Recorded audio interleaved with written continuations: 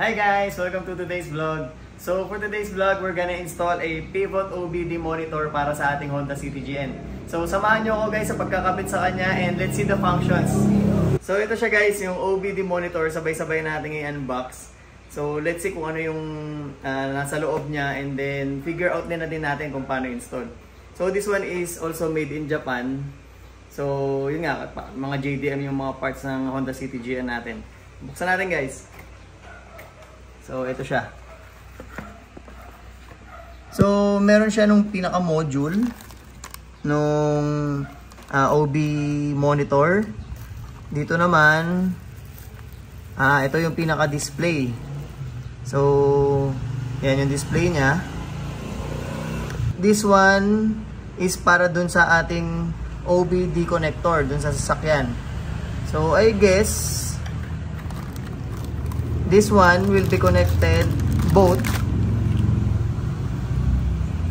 So ayan, nakalagay dito. This is for the OBD. And then this one is for the monitor. So ayan yung connector niya. So siguro basic lang naman. And then another thing na i-figure out natin is yung OBD connection dun sa ating Honda City. So ayan, meron lang siyang 4 na pins kung titignan natin. So meron din siyang kasamang stand para dito sa OBD monitor.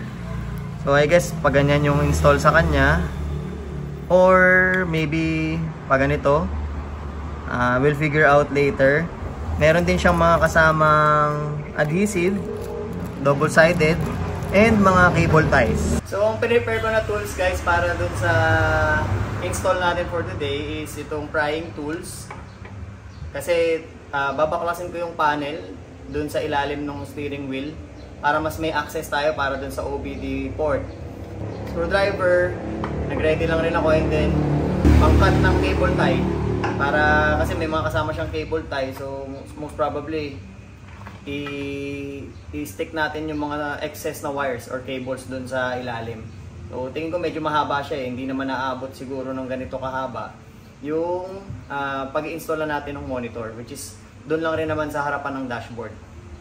So let's go guys, punta tayo dito sa sasakyan. Figure out natin yung panel kung paano. So tinignan ko muna siya guys, may access naman ng OBD port doon sa ilalim. Pero para siguro mas makita natin ng mabuti, so baklas tayo ng panels. So dati nakita ko na kung paano baklasin yung panel na to nung nagkabit ako ng footlight. Kailangan baklasin dito, and then ito mahihila mo na tong panel na to. So let's try.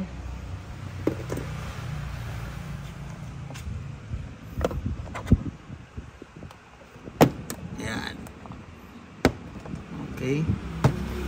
So hilahin ko lang rin pala tong seal or rubber dito para mas may access. Yan. After that, mauubot mo na siya. Yan lang naman yung mga clips niya. Kung mapapansin nyo, meron ditong isang screw na kailangan tanggalin. So yan, tanggalin lang natin yung screw dito. Okay. And then, try na natin i-pull out yung panel. So dito ko muna lagay yung mga tinanggal natin para hindi mawala.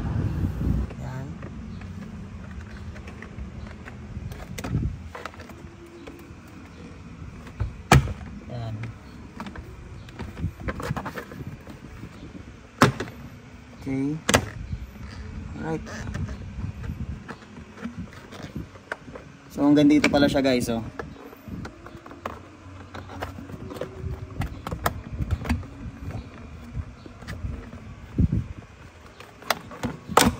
Yan. So as you can see, dito rin nakakabit yung footlight sa panel na to. And then nandyan din yung mga connections niya. So, nga pala, pag nakabukas yung pintuan, makikita nyo na nakabukas yung footlight. So, serves as ilaw na rin natin siya para sa install na to guys. Since nabaklas na natin yung mga panels guys, i-connect na muna natin tong connection ng module to OBD connector and then yung mismong monitor natin. Tatlo lang naman siya. Meron din namang nakalagay kung saan siya connected, which is this one para sa monitor. So meron din naman siyang pattern kung paano mo siya install. Ayan. So secure lang natin na nakapasok ng mabuti. And then itong kabila, ganun din. So ito naman isa OBD side. So meron din siyang pattern. Ayan, meron siyang lock guys. Oh. So ito yung pinaka-lock niya or clip para secured siya pag in-install. So ganyan siya. Okay, mag-snap naman siya pagka lock na. Okay, proceed tayo guys. I-mock up muna natin kung paano siya install dun sa ibabaw ng dashboard natin sa may steering wheel side, and then siguro una nating ikabit ito dun sa OBD connector natin. So nilagyan ko na guys ng adhesive. So para ma-mock up ko kung paano ko siya ikalalagay dito sa steering wheel natin or dito sa harapan ng dashboard. So I'm planning na ganyan. Meron kasi siyang dalawang option.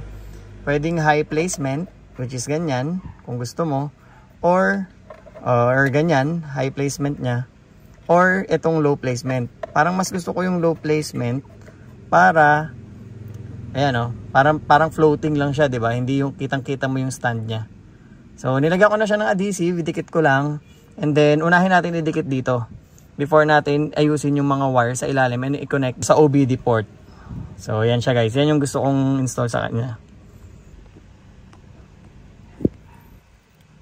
Okay. So higit na lang natin para mas maganda ganito.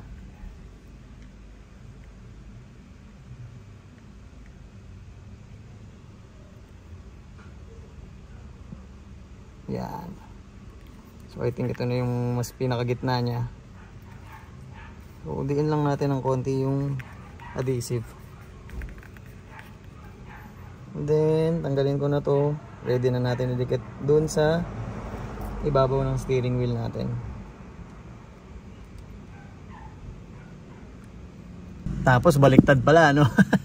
So far okay naman. So I'm planning dito siya ilagay. Pag dito kasi tinignan parang medyo okay rin naman. Depends sa preference nyo na lang rin talaga kung saan nyo siya balak install. So sa akin, balak ko dito siya install sa medyo mas malapit sa hub ng steering wheel natin.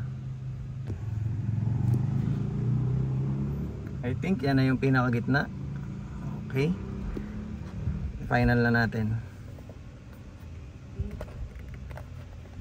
Yan. So ito naman guys yung adhesive para dito sa mismong module niya. So ang plano ko, since ito iniklian ko na siya, ang plano ko ito, dito ko ikabit yung module. So since flat surface yan, mas okay. So hindi naman siya, ito yung bukasan, lalagyanan ko ng cards ito. So yan yung magiging bukasan natin. So far hindi naman siya tatamaan or magiging problem. So dito siya. So itong adhesive na to, kasama rin siya dun sa OBD box. So gamitin din natin siya.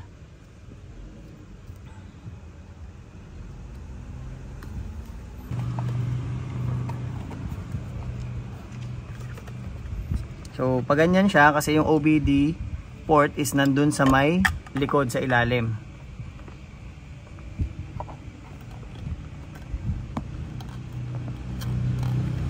Yan. So okay na ako sa pwesto niya na yan. And then siguro lagyan na lang natin later ng cable tie dito para mas maging secured siya. And then dito rin sa ibabaw. So ito na guys yung connection para sa OBD port ng Honda City GN natin. So ituro ko rin sa inyo guys kung nasan yung port na pagkakabitan nito. So ito siya guys. So sa Honda City GN nandito siya. Ayan. So ito yung pinaka port na yon na pagkakabitan natin. So install na natin ngayon tong connection natin para sa OBD.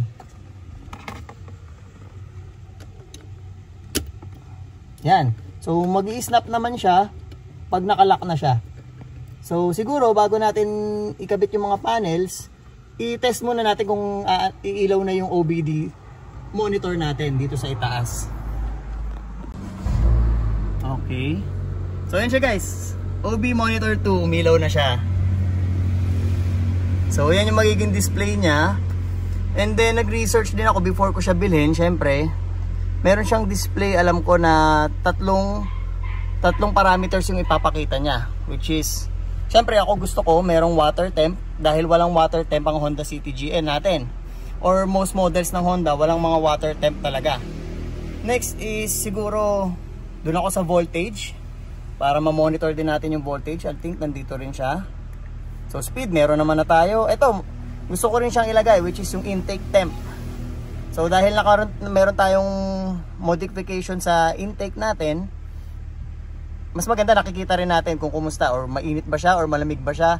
Makikita na rin natin this time kung effective ba yung ginawa nating pag-modify dun sa piping ng intake natin and sa placement niya. So RPM, which is meron naman din tayong RPM. So ako gusto ko volts, intake temp, and water temp ang madi-display. So figure out natin later kung paano siya isa-set up na tatlo yung naka-display.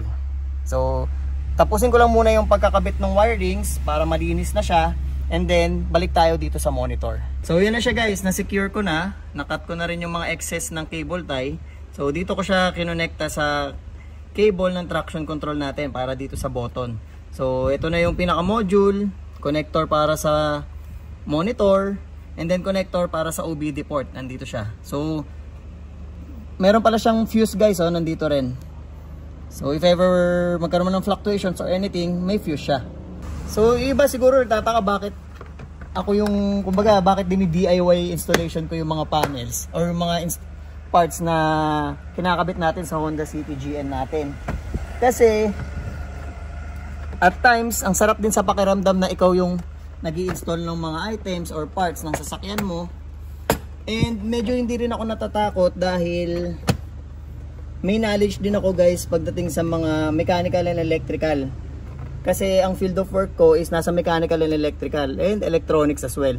So at times yun, ako na gumagawa ng installation ng parts ng sasakyan ko. So meron din namang YouTube, pero mostly yung mga ganitong content, which is specifically Honda City GN, is wala masyado. So kaya yun, ako gumagawa ng mga kaya kong gawin, which is mafi-figure out naman natin all throughout.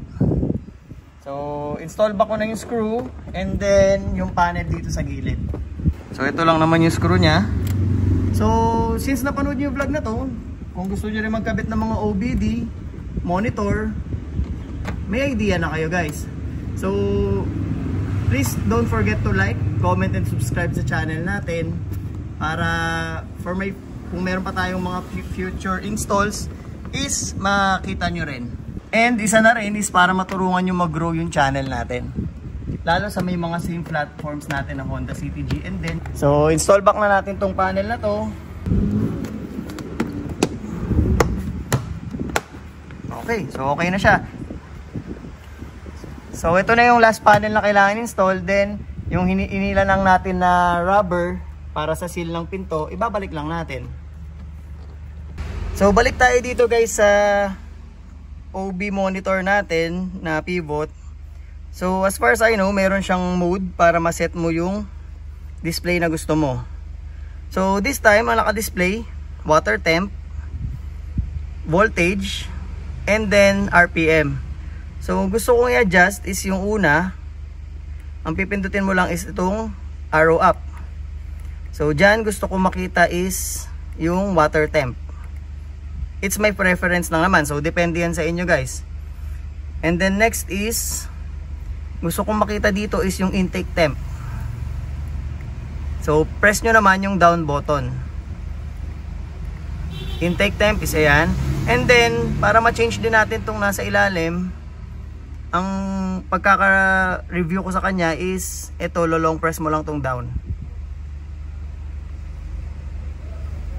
So after ma-long press, magbi-blink siya, and then press lang ulit natin yung down button. So at this point, ang gusto kong makita dito is yung voltage naman. So since yan naman, most likely monitoring lang ng battery natin. So yan na siya guys. So yan na yung gusto kong display na makita para sa dash ng Honda City GN natin. So try natin patayin yung sasakyan and then i-on kung yan pa rin yung nakalagay sa kanya or naka-display sa kanya. So on lang ulit natin yung sasakyan para makita natin yung kung nandun pa rin yung preset na gusto natin, para kita natin yung tatlong parameters dun sa display. On ulit natin. Yan siya guys, so pivot. Alright, so kung ano yung gusto sinet natin na display kanina, dun na siya naiwan. So yan na yung nakalagay sa kanya guys. So water temp, intake temp, and then yung voltage. So dahil meron naman tayong RPM, meron din naman tayong speed, hindi na natin kailangan yan. So sa mga merong sasakyan na walang RPM, normally as far as I remember sa mga Vios Gen 2, wala silang RPM gauge. Comment down below kung tama ba ako. So maganda kung meron kayong ganito para makita nyo kahit in digital, kahit wala nang analog gauge.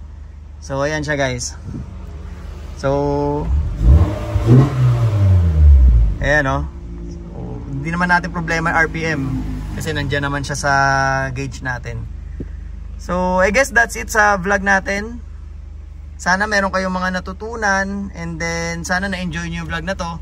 Again, please like, comment, subscribe, click the notification bell button para meron kayong update kung meron tayong mga new install or mga gagawin sa Honda City GN natin. So, thank you for watching. This is Kyle. Peace out. Bye!